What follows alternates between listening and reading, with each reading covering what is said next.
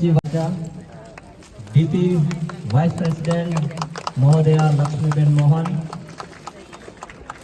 साउदवारी ग्राम पंचायतना सरपंचश्रीओ, वणाकबरा ग्राम पंचायतना सरपंचश्रीओ साहेब आप सबનું સમગ્ર શિક્ષા અને શિક્ષા વિભાગને હાર્દિક સ્વાગત કરે સાથે સાથે તાળીઓના ગડગડાટ સાથે આજનો વિજ્ઞાન મેળાને ખુલ્લું મૂક્યું છે।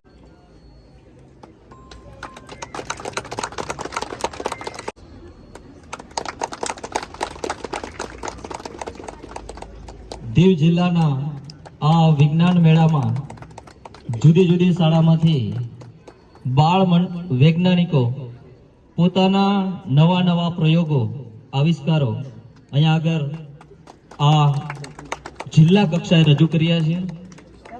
President, vice president Shri, members, sarpanch Shri, અધિકારીગણ તમામ લોકો આ બાળ વૈજ્ઞાનિકોને એમની પ્રતિભાને નિહાળશે અને પ્રોત્સાહિત પણ કરશે। બાળ વૈજ્ઞાનિકો રાષ્ટ્રના નિર્માણમાં રસ અને રુચિ કેળવે પ્રેસિડેન્ટ હેમલતાબેન સોલંકીને કે તેઓ આ મંચને આ વિજ્ઞાન મેળાને શબ્દોથી ખુલ્લું મૂકશે। નમસ્કાર। આ વિજ્ઞાન મેળો આજે ખુલ્લો મૂકવામાં આવે છે અને આ બાળકોને પ્રોત્સાહન આપી અને એમને ઉત્સાહ એમનો વધારો તાકી એ આગળ જઈને કંઈક સારું કરી શકે। ધન્યવાદ। નવા નવા આવિષ્કારોને નિહાળે અને બાળકો અને શિક્ષક મિત્રો પોતાની જે કૃતિ છે એની પાસે ઊભા રહીએ।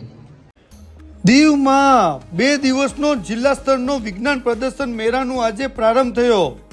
આ મેળો દીવ સરકારી ઉચ્ચતર માધ્યમિક શાળામાં શિક્ષણ વિભાગ સમગ્ર શિક્ષા દ્વારા આયોજિત થયું છે, જેનું ઉદ્ઘાટન આજે દીવ મ્યુનિસિપાલિટીના પ્રમુખ હેમલતાબેન દિનેશ અને દીવ જિલ્લા પંચાયતના પ્રમુખ શ્રી રામજીભાઈ બામણિયાના હસ્તે ખુલ્લો મુકાયો। આ વિજ્ઞાન પ્રદર્શન મેળામાં કુલ 54 પ્રોજેક્ટ મૂકવામાં આવ્યા છે। આ મેળાનું સમાપન તારીખ 28 ડિસેમ્બર શનિવારે થશે।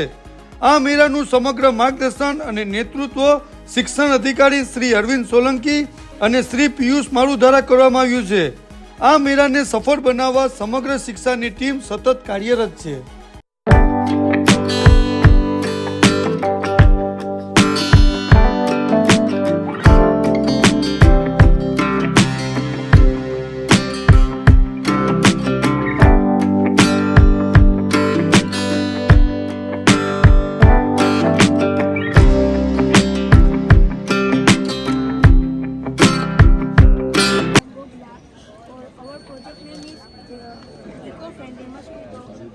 जो आप सब देख सकते हैं कि बहुत सारे जो मच्छर है, डेंगू, मलेरिया, बहुत सारे मच्छर है, वो हमें काटते हैं तो हम बीमार पड़ते हैं, फिर हमें हॉस्पिटल भी जाना पड़ता है। उससे हमें ज़्यादा पैसे भी खर्च करने पड़ते हैं और हमें तो थोड़ा ही ठीक होता है। और जो बाज़ारों में जो गवर्नमेंट जो मशीनें बेचती है वो केमिकल फुल होती है, उससे हमें नुकसान भी हो सकता है। इसलिए हमने छोटा सा प्रोजेक्ट बनाया है जो इको फ्रेंडली, जो ये हम आगे से इसको जलाएंगे तो वो जो इको फ्रेंडली वो आउटपुट से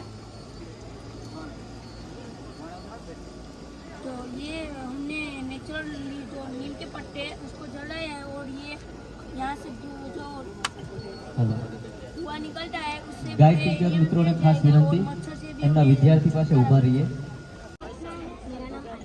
हमारे स्कूल का नाम है PM3 GMS नंबर 4 वनाकबरा। आज के समय में प्रदूषण एक सबसे बड़ी समस्या बन गई। फैक्ट्री में से निकलता हुआ धुआं वातावरण को हवा से प्रदूषित कर रहा है, जो मानव स्वास्थ्य पर बुरा असर पड़ रहा है। मनुष्य बीमार पड़ रहे हैं। प्रदूषित हवा बूढ़े और बच्चों को ज़्यादा इम्पैक्ट करती है।